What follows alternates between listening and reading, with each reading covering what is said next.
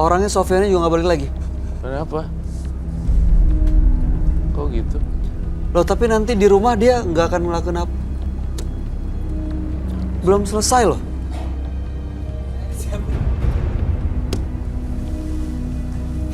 Oke lah, saya ngerti.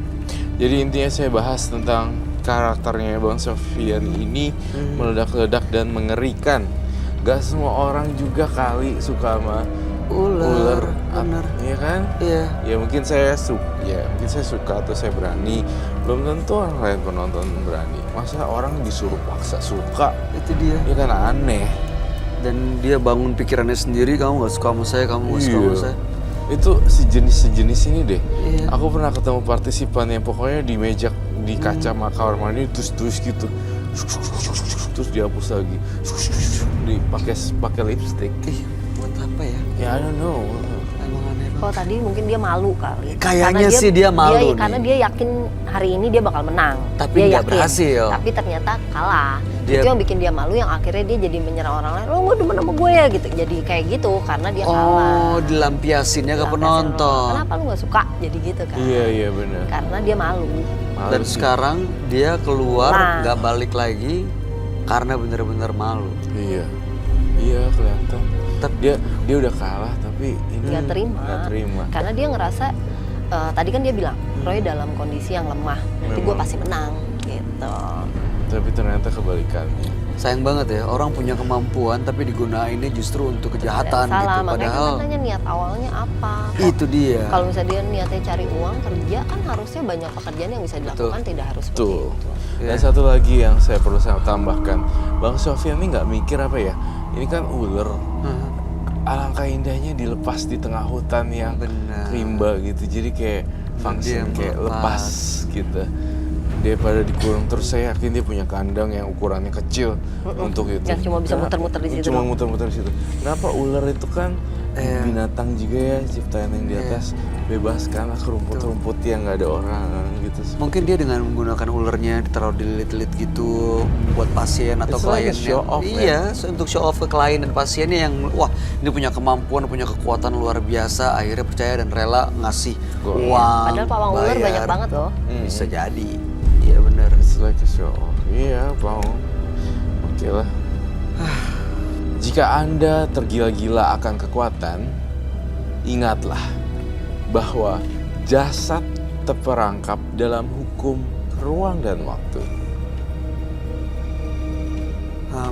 Kalau ngelihat dari kelakuannya Sofyan ini, kayaknya harus ada penelusuran ke tempatnya dia deh. Karena saya nggak mau nanti Ada apa-apa ya? ada apa-apa Masih apalagi. dendam atau gimana? Bang Sofyan ya? Iya, dia bilang nanti melakukan apa-apa, menyerang gak puas. Di sini kamu bisa menang, tapi di rumah saya. Anggaplah kita anggap dia sakit ya kan, karena dia kurang perhatian dan segala macam. Bisa jadi kan tidak dalam bentuk magic, bisa jadi dia punya niatan jelek di luar. Itu dia. Menurut kamu, kamu perlu penelusuran gak ke tempatnya? Boleh juga saya melakukan penelusuran ke rumahnya. Baik. Pemirsa, setelah ini Roy Kiyoshi akan melakukan penelusuran ke rumah partisipan kami, Sofyan. Halo pemirsa, kali ini ada yang berbeda di episode hari ini. Episode hari ini saya ditemani oleh Naomi. Nah, for your info, Naomi itu nggak pernah takut dan hal-hal yang berhubungan dengan supernatural. Betul? Nah, kali ini kita akan membedah lokasi salah satu partisipan kita bernama Sofyan, dan kita tidak membuat janji apapun, kita langsung sergap dan kita lihat keseruannya seperti apa.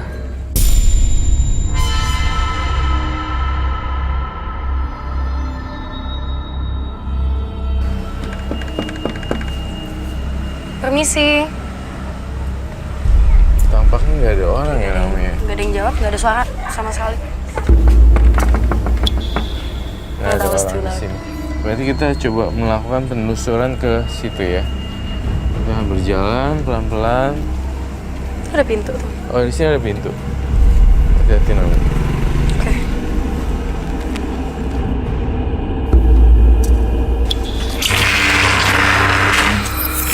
Ini apa sih? Gudang ya?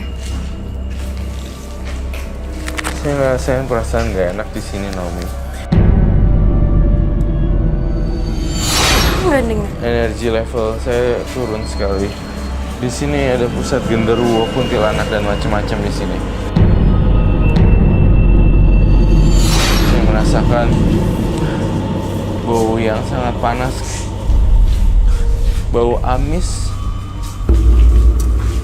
Oh my god. Itu kulit ular kan ya? Saya mau coba buka mata batin Naomi ya. Berbalik sini deh.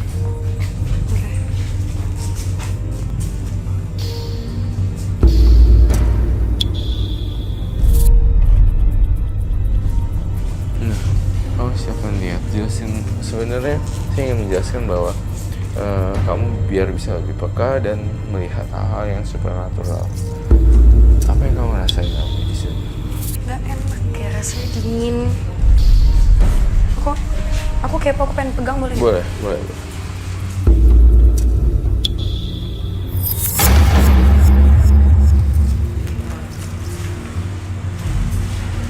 Jijik banget sih sebenarnya. Mau banget sumpah. Bau banget, aku gak kuat. Enggak. I feel like...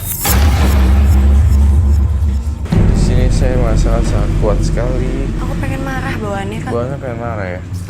Di sini memang energinya negatif karena negatifnya itu jadi kita bikin pengen marah. Dan energi level saya turun sekali. I don't feel good. Saya ngelihat di sini daerah angker tapi masih ada zona merah, zona orange, dan zona hijau. Di sini saya masih ngerasain zona orange yang menuju merah.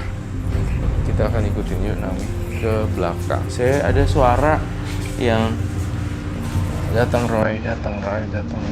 Dia sini. Ada yang manggil kakak ya? Iya.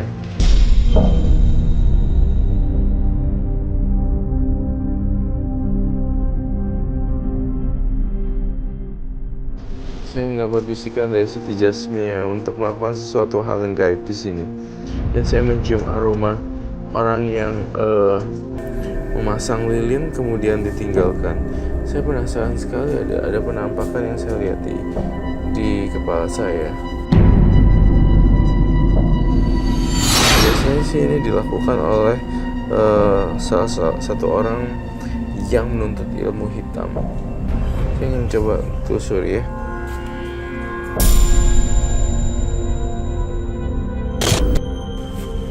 Itu apa tuh kak? Pemirsa, kalau kita ngelihat ini ya, ini saya langsung menunjuk pada ritual pesugihan.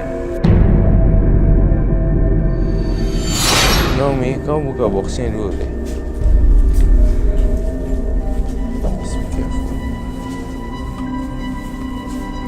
Isinya apa? Buka semuanya. Ular beneran! Kok gede banget kak? Kak Roy, jangan ah. Kak Roy! Ah, kan? Kak! Ngapain kamu di sini? Hah? Jujur ya, gue masih dendam sama lo, Roy. Lo cara lo gini, ngajak ribut, Roy. Ya? Lu kurang puas kemarin, ha? Naomi hancurin lo. Itu. Iya. Ada ular kak, Apa nih? Hei, Hancurin ya. Hancurin mbak. Hei, kurang ajar lu ya? Hah? Boleh lu hancurin ya, tapi jangan lu sakitin sahabat gua. Kalian berdua ya, Oh, cari jadi gara-gara kalian ya. Jadi itu sahabat kamu? Iya, kenapa ya?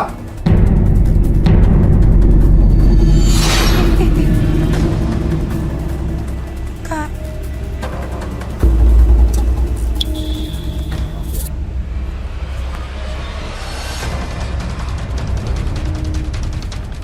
Gua udah lama bersabar sama dia.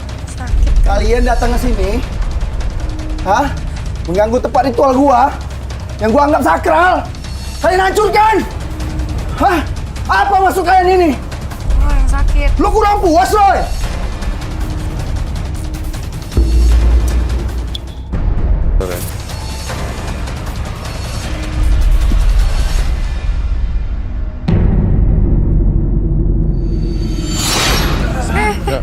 Naomi, kamu beliin lonceng deh. Lonceng? Lonceng. Bentar, aku ambil dulu.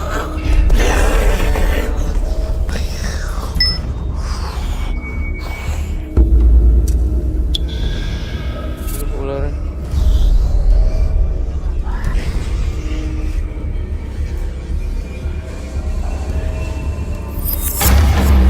Iya.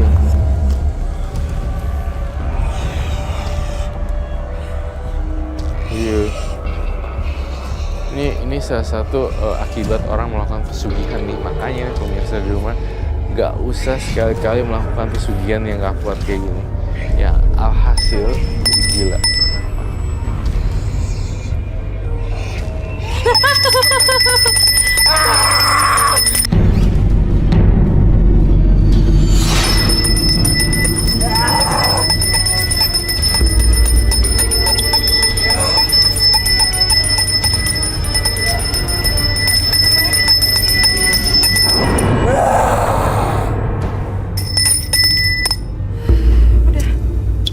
Sebenarnya kenapa? Kok sampai dia sampai kayak gitu? Dia melakukan pesugihan ular dan segala macam. Jadi ini bentrok manusia sama siluman. Sepertinya Naomi bakal jadi korban berikutnya, tapi saya akan jaga untuk tidak. Oke. Ini diapain ya? Kita minta air. Aku ambilin air dulu ya.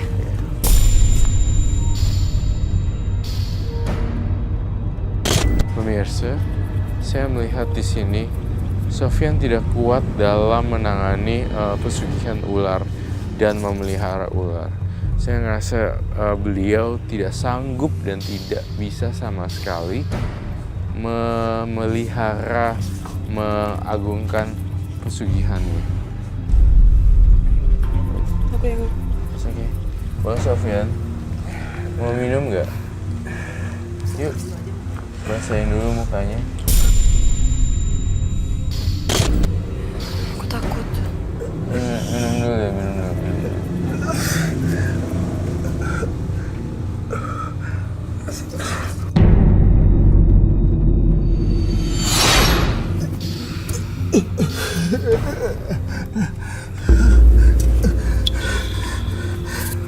Mas Roy, saya sengaja menantang Mas Roy kemarin, Mas.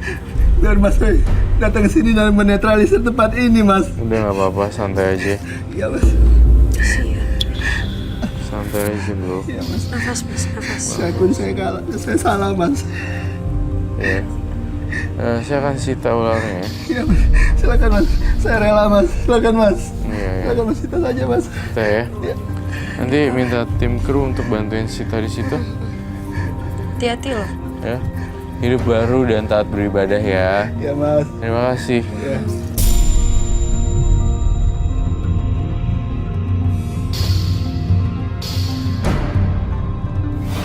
Pemirsa, partisipan yang hadir di Menembus Mata Batin hari ini adalah Fethi dan juga Sofyan.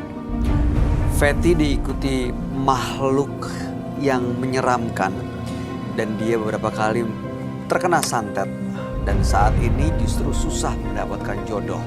Sementara Sofyan datang malam hari ini ke Menembus Mata Batin untuk unjuk kemampuan ingin menyakiti dan mengalahkan Roy Kiyoshi tapi tidak berhasil. Terutama Sofyan tadi yang mau pamer kebolehan tapi ternyata dia malah malu sendiri. Gimana tanggapan kamu Roy? Sofyan dan Fethi. Ya, Sofyan agak mengerikan. Saya tidak takut ularnya, saya tidak takut setannya, tapi saya takut dengan karakter dan kepribadian split ganda. Jadi ya kayak gitu, coret-coret kaca kamar mandi, terus dia gitu berhalusinasi bahwa Roy ada ini, delusi, satu pemahaman di mana dia percaya akan satu hal tapi sebenarnya nggak ada, nggak real. It's just only the mind. Kamu tahu kan tadi kenapa? Dia ke penonton tiba-tiba langsung randomly kayak gitu. Bener. Kamu nggak suka sama saya, kamu nggak suka sama Iya, saya. ininya ada something yang problem.